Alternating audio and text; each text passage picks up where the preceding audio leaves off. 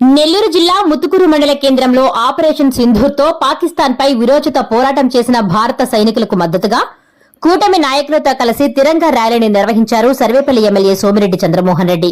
ముతుకూరు మండల కేంద్రంలో కూటమి నేతలతో కలిసి జాతీయ జెండాను చేతబట్టి భారీ ఎత్తున తిరంగా ర్యాలీ నిర్వహించారు సోమిరెడ్డి. ఈ సందర్భంగా ఎమ్మెల్యే సోమిరెడ్డి మీడియాతో మాట్లాడుతూ దేశ ప్రధాని నరేంద్ర మోడీ ఆధ్వర్యంలో ఆపరేషన్ సింధూర్ సూపర్ సక్సెస్ అయిందని కొనియాడారు.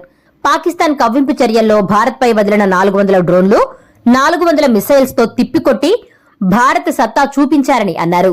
భారతదేశం ఎప్పుడూ యుద్దం కోరుకోదని, మన జోలుకొస్తే మాత్రం వదిలిపెట్టేది లేదని, అందుకు నిదర్శనమే ఆపరేషన్ సింధూర్ అని తెలిపారు.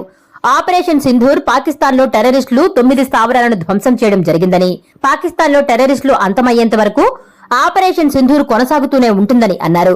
హైదరాబాద్ లో ఎంఐఎం నేత అసరుద్దీన్ ఓసీ ఆపరేషన్ సింధూర్ పై స్పందించిన తీరు నన్ను ఆకట్టుకుందని తెలిపారు. ఈ కార్యక్రమంలో కూటమి నాయకులు, నెల్లూరు జిల్లా బీజేపీ అధ్యక్షులు సీపారెడ్డి వంశీధర్ రెడ్డి, జనసేన నాయకులు బొబ్బేపల్లి సురేష్ నాయుడు, సన్నారెడ్డి సురేష్ రెడ్డి, మండల పార్టీ అధ్యక్షులు నీలం మల్లికార్జున యాదవ్, పల్లెంరెడ్డి రామ్మోహన్ రెడ్డి, ఈదూరు రామ్మోహన్ రెడ్డి, సుంకర శ్రీనివాస్ యాదవ్, మాచిరెడ్డి శ్రీధర్ రెడ్డి తదితరులు పాల్గొన్నారు.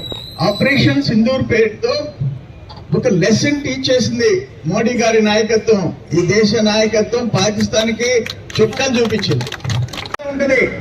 పాకిస్తాన్ కాశ్మీర్ లో ఉండే టెర్రరిస్టులు అంతం చూసేంత వరకు వదిలిపెట్టే ప్రసక్తి లేదని చెప్పేసి మన మోడీ గారు, ప్రధానమంత్రి గారు ప్రకటించిన విషయాన్ని అందరూ చూస్తూ ఉన్నారు. ఏదేమైనా దేశమంతా ఐక్యంగా ఒక ఒంటి కాలం మీదకి వచ్చింది. నాకు ఇంకొకటి నచ్చింది, అసదుద్దీన్